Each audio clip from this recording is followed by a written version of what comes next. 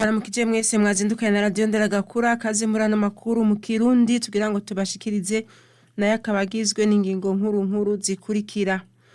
Ingingo yo kugabanya intara n'amakomine yafashwe kugira ngo abazoba barongoye ayo makomine n'intara bahabwe ubushobozi bukwiye kuko bazoba bafise ababashigikira batandukanye bimenyeshwa n'umukuru w'igihugu.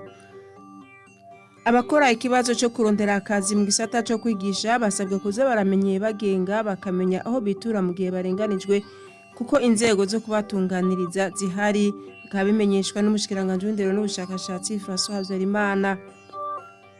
Abana bagendana ubumuga ngo bariga neza mu ntara ya Mwaro ariko ngo vyoba vyiza gusumba habonetse muri iyo ntara amashure yihariye yo kwakira bene abo bana bikaba bimenyeshwa n'umuyobozi ajejwe indero muri iyo ntara. Izi nizo nkuru zigize amakuru tugira ngo tubashikirize mu kanya duca tuja mu idonido.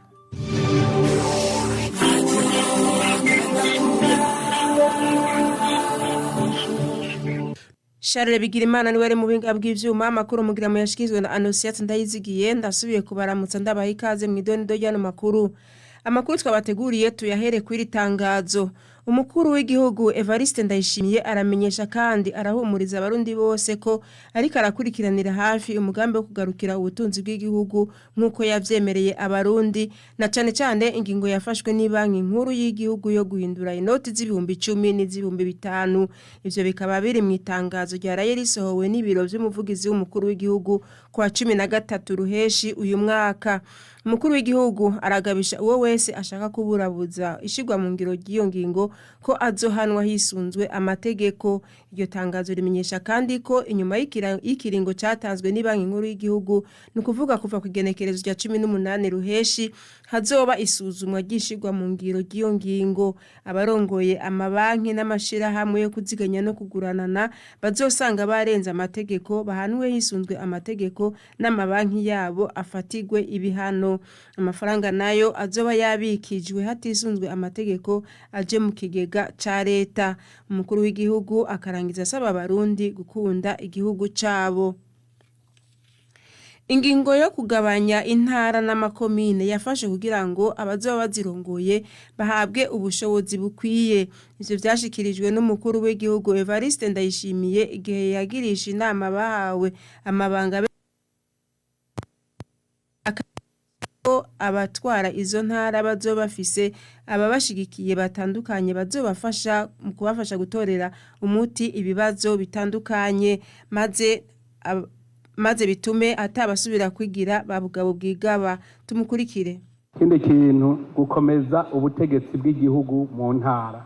Igituma twagabanuye intara ni kuberi twararavye rusanga iryo tunga ry'igihugu gira rizegegera bene gihugu duteza kuba dufise ikomine zifise ubushobozi intara zifise ubushobozi. Dushaka rero yuko ubutegetsi bw'igihugu mu ntara buzara ubutegetsi bufise ubutegetsi koko abene gihugu bubaha kuko burya unyoganyoga abantu bakugaya nubwo butegetsi buranyoganyoga. Dushaka yuko rero uburamatari abafise ibishigikizo n'abajejwe umutekano n'abajejwe ubutungane nivyo bishigikizo vyiwe hamwe ata muntu numwe ashobora kwigira akagarama ruganda mu ntara. Uno munsi hariho abantu avuga ngo buramatari nguje be murazi abantu bafise amamiliyaridi inyifato yabo ntitomoye kubera iki avuga ngo no ministre ndamufata ku rutugu mu ntara urasanga umuntu avuga ati jewe n'amahera afise muri iyi ntara mugihe hari ubutegetsi bw'intara abatara bwubwira ati uvuze ngo ndakwereke ko ubutegetsi bw'intara buriho ni ugukomeza ubutegetsi bw'igihugu mu ntara kuko hariho abantu bashaka kugira ibiro bitera hamwe ata muntu ahonyora ku gakanu uwundi bose bakabona ko bari chini ya sheria imbere y'amategeko. Tubukomeze buramatari rero ni wabazwa intara abantu bariko bararira ko ubutungane butameze neza atamutekana atakibura amatari niwe wa mbere mbaza kwaserukira umukuru w'igihugu mu ntara. Nico gituma rero hagitwagabanuye intara kugira ngo buramatari azabafise abahinga babikwiye kandi bafise ico bakora. Tuvuze iyi budget program kuko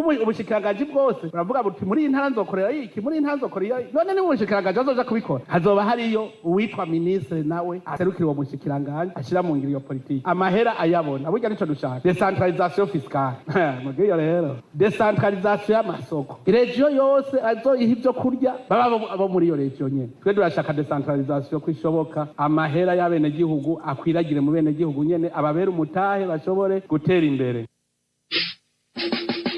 umukozi wa leta wese ategereza kwerekana ico yakoze. Uwo mwaka nzokara ndababwira kuva mu kwindwi bahora bavuga ngo ndakara nzokara, abadashaka gukora batuviremwo, twebwe twikorere, twe dushaka gukora. Mugabe ibinebwe turavyasa, bazokwanga kubikora basange nabikoze ko babaye ibinebwe ari je muca mubaza sivyo, agira muja kubaza ngo directeur general ngo neva ntaca tumariye ibaze yacumuye je ndara ntaryamye nkora na wundi ariryamiye ibereye mu kabare bagaca bavuga ngo ni neva ataca amaze. Nanje uwo muntu yankwegeye muzonyagiriza namwagira iki?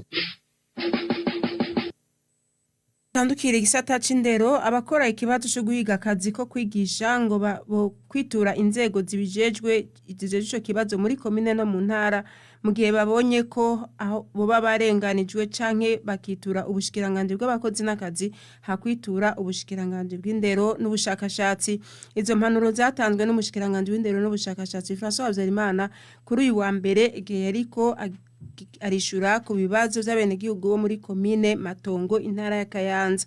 Umushikiranganje w'indero n'ubushakashatsi yamenyesheje kandi ko ikibazo cyo gutanga akazi muri ubwo bushikiranganje gitegekanijwe gukorwa muri kwezi k'umunani kuza.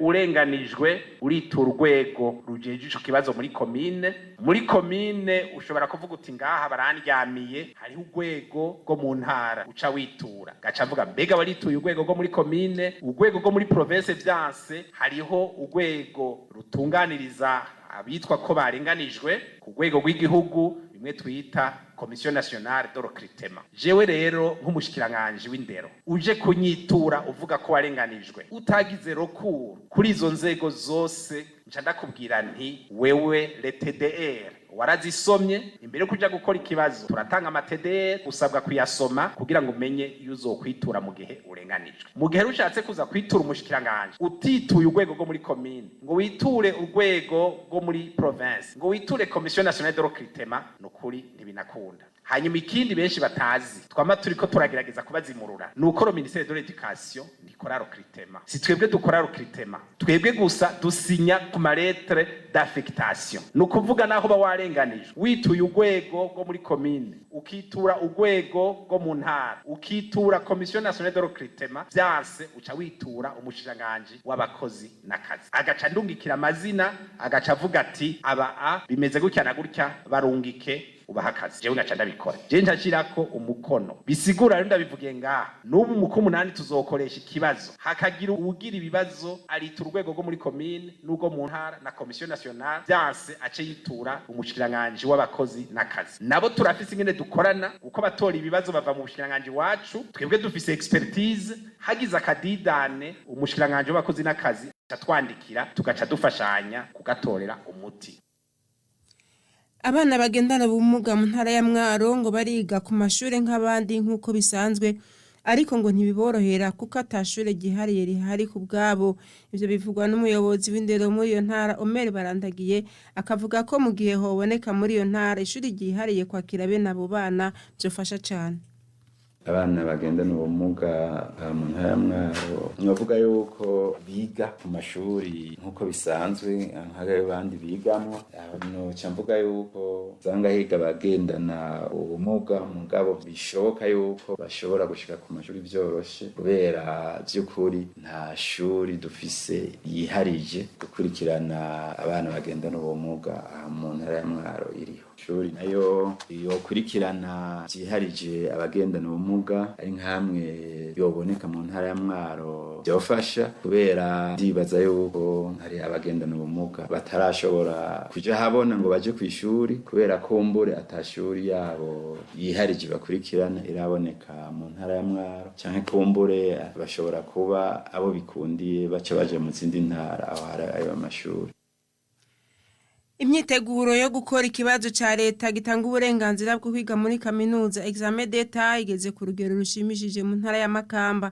Umuyobozi w'indero n'inyigisho muri iyo ntara Ciza Ernest amenyesha ko abanyeshuri barenga 3900 aribo bitezwe ngo bazokore ico kibazo. Ciza Ernest arasaba bigisha kugwiza utubazo two kwimenyereza abanyeshuri nabo akabasaba gukorana umwete kugira ngo intara izoronka ikibanza ca mbere.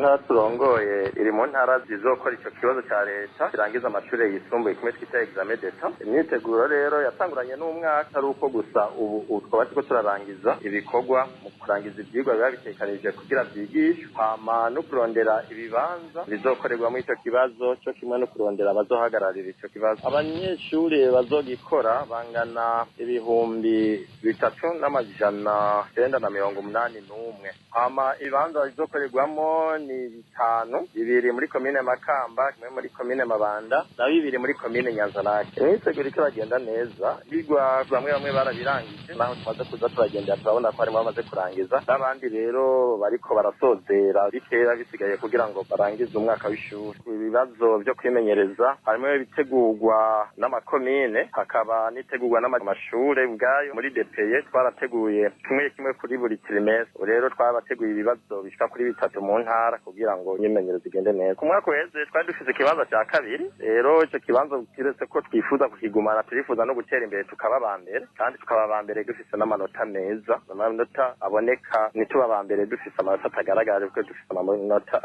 meza gose. Akamo ka mbere ndagatera abarezi nuko bogira umwete bwa mbere bakarangiza ivyigwa byateganijwe kwigishwa, abigisha akabirangiza, bakagwiza imimenyerezo mu banyeshuri n'isubiramo bakategura neza abanyeshuri. Akamo kagira kabiri ndagatera abanyeshuri bagira umwete munini gose kugira ngo barabe yuko bokwitegura neza ico kibazo, bakakurikirana mu ishuri ntibazane mu ibintu vy'ubunebwe, ko turamaze kubona umwaka uri mu kurangira abana kenshi barakunda kuca basamara bamaze kubona ko baronse amadiplome 10 birarangiye, baga yuko abana bakwiye guhagarara neza, bakabona yuko amashuri akwiye kurangirira mu mashuri yisumbuye gusa na za kaminuza bakwiye kuziga. Umushikiranganji w'amagara y'abantu no kurwanya sida Sylvie Nzeyimana asaba abarongoye amavuriro n'ibitaro guhanura abaganga kugira abaze barakira neza abagwayi. Ivyo akaba yabishikirije kuri wa mbere muri komine Matongo mu ntara ya Kayanza, mu gihe bivugwa ko hari bimwe mu bitaro n'amavuriro batakira neza. Imana agasaba abene gihugu bakiriwe nabi kuze barabimenyesha mu bushikiranganji bubijejwe. Umuntu akora kwa muganga ntiyakire neza uwo mwituye, uwo aba yarahushije umwuga, kuko muri kino gisata umuntu akorana n'abantu kandi abantu bafise ikibazo. Nukuvuga wacinjiyemwo ategerezwa kurangwa n'akarangamutima kukwakira neza abamwituye, akabafasha mu byo ashoboye byose. Ubutabikora rero yari gufuma yigira nko kubaka inzu, hoho yari kuba aganira n'ivyuma gusa n'amatafari n'ibindi, ariko muri kino gisata umuntu agikoreramwo ni ngombwa ategerezwa kwitwararika abamwituye, akabakira neza, akabafasha ivyo bakeneye byose. Turamaze kuvyumva n'ivyo, hari aho tumaze kumva. Subiye gucantera akamo mpere ku ndongozi cane dufashanye, mube hafi abakozi banyu, abariko barabikora uko utariko mubahanure, batumvise mubahane. Hanyuma gaca ntera akamo nabo bakozi bacu mwumvise ko nabanje kuvuga ni je muri kino gisata adashobora kwakira abantu neza, yunguruzi yigira ahandi kuko azoba yaje azanywe n'ibindi. Hanyuma ngaca ntera akamo n'abene gihugu basanzwe bagendera ibitaro n'amavuriro, aho mubonye mushitse mudatunganyirijwe neza muce mutumenyesha. Kandi ndashima bisanzwe biriko birakogwa, iyo umuntu agiye kwa muganga hanyuma akabona bitariko biragenda neza, duhora tubona ko badutelefona canke bakatwandikira aka message, mubandanye mubikora. Duhora duca dushikira indongozi mu ntara canke mu district, tukababwira tuti banza mubanguke gatoyi muraba ahantu, natwe turiko turaza, natwe tugaturungika abiwacu tukaza kuvyirabira kugira ntibave baduhenda utwo tunenge aho turi, dufashanye twese tudukosore. Kuko umuntu arinze aja kwa muganga abagwaye abakeneye ubufasha, kandi ubufasha bwa mbere buhera ingene umuntu yakiriwe agishika. Niyo nkuru cisozera amakuru twabateguriye, ariko imbere yuko dusezerana ndabibutse bikuru byari biyagize. Mwumvise ko umukuru w'igihugu Evariste Ndayishimiye abicishije ku muvugizi wiwe yaraye ahumurije abarundi ko ari karakurikiranira hafi ikibazo cy'ubutunzi bw'igihugu, na cane mu gukurikiranira hafi ingingo yafashwe ni banki nkuru y'igihugu yo guhindura inoti z'ibihumbi 5 n'iz'ibihumbi 10. ingingo yo kugabanya intara n'amakomine yafashwe kugira ngo abazoba barongoye izo ntara n'amakomine bahabwe ubushobozi bukwiye kuko bazoba bafise ababashigikira batandukanye navyo bimenyeshwa n'umukuru w'igihugu. Abakora ikibazo cyo kurondera akazi mu gisata cyo kwigisha basabwa kuza baramenye bagenga bakamenya aho bitura mu gihe barenganijwe kuko inzego zo kubatunganiriza zihari vyamenyeshejwe n'umushikiranganje w'indero n'ubushakashatsi François Havyarimana. Nuko nje tiramwe bakunzi baradondera gakura ku saa 12:40 niho turangirije amakuru twabateguriye mugira igitondo ciza mwese murakoze.